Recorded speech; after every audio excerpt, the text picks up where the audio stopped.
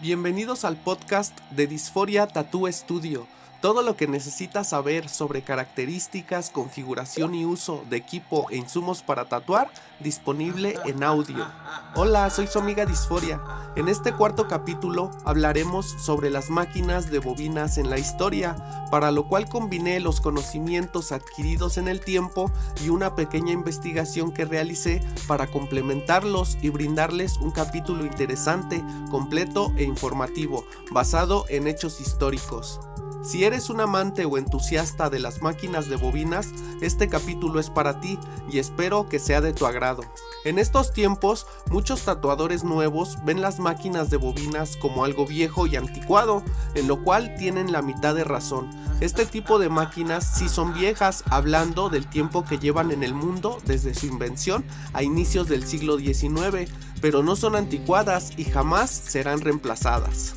En 1891 fue cuando Samuel O'Reilly modificó un prototipo de máquina rotativa que Thomas Alva Edison había diseñado 14 años antes, en 1877, la cual estaba pensada para fines de imprenta y duplicado de documentos, pero no para tatuaje. Recordemos que el tatuaje se remonta a varios siglos atrás, antes del que estamos hablando, por lo cual no hay que confundir el inicio del tatuaje, algo que es muy incierto, con la invención de las máquinas de bobinas para tatuar. Esta máquina que Samuel O'Reilly diseñó fue la primera pensada exclusivamente para tatuar. Esta máquina incorporaba una bobina en posición horizontal, apuntando hacia los lados y no arriba y abajo como ahora las conocemos. La máquina de Thomas Alva Edison incorporaba un tipo de bolígrafo, el cual fue la idea principal para la máquina de Samuel O'Reilly, pero esta ya no era una máquina tan grande y pesada como la de Edison, que era difícil de maniobrar, al menos como bolígrafo automático, lo que se contradecía con la idea de que ayudara a automatizar la escritura permanente. Aunque la primera máquina para tatuar fue la de Samuel O'Reilly, no fue la versión que conocemos hasta el día de hoy. Esta máquina funcionaba con una bobina, resortes y barras de contacto. Solo unos días después, Thomas Riley creó un modelo de máquina que terminaría siendo la que conocemos hoy en día, usando como base un electroimán,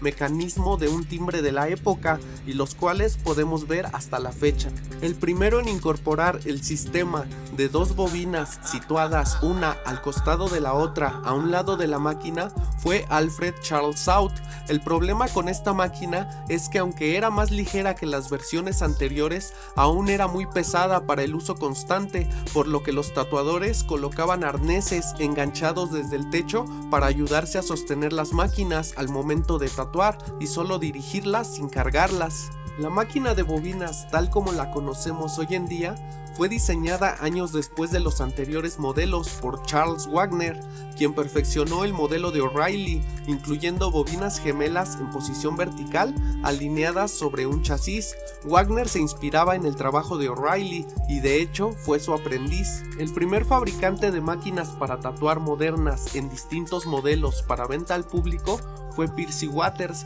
quien en 1920 diseñó más de 14 modelos distintos de máquinas, variando el diseño del chasis, lo que marcó el inicio de la fabricación artesanal de estas máquinas y un cierto auge en el tatuaje, que aún se vio ralentizado por décadas gracias a los prejuicios de la sociedad frente a los tatuajes. Estas máquinas, aún siendo cada vez más parecidas a las que usamos en estos días, no eran calibrables. La persona que introdujo el concepto de ajustable a las máquinas para tatuar fue Caron Nightingale, quien a finales de los años 70 creó una máquina para tatuar configurable que en ese momento no llamó la atención y no tuvo mucho éxito. Aún así, esta máquina fue la que marcó las bases para las máquinas personalizables que podemos ver actualmente, a las cuales podemos regularles la profundidad de la aguja, la velocidad del mecanismo y la fuerza de golpeo de la aguja. En los años posteriores, desde esta última modificación,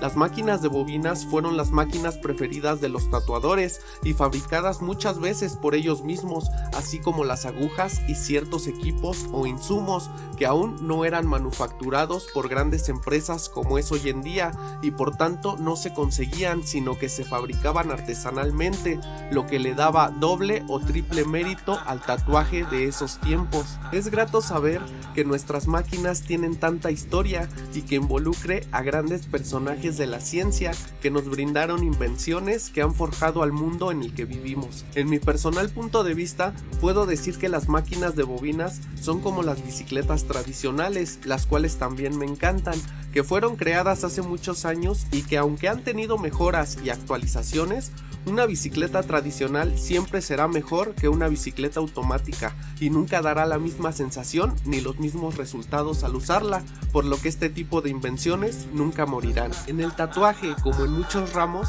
lo tradicional siempre va a dar un toque especial a nuestro trabajo, así como para un fotógrafo lo es tomar fotografías con cámaras análogas manuales con rollos de 35 milímetros, los cuales hay que saber revelar, a diferencia de usar cámaras digitales que, aunque son de alta calidad, hacen todo el proceso más fácil. Como estos ejemplos tengo muchos más, pero creo que hasta aquí queda clara la idea que quería transmitirles con este capítulo sobre la historia de las máquinas de bobinas para tatuar, que fue un invento que revolucionó al mundo tanto como lo hicieron las bicicletas, las cámaras fotográficas y muchos otros inventos. Espero que este capítulo les guste y principalmente contribuya con sus conocimientos sobre tatuaje para complementarlos y saber un poco más sobre el maravilloso mundo del tatuaje y su historia. Gracias y hasta la próxima.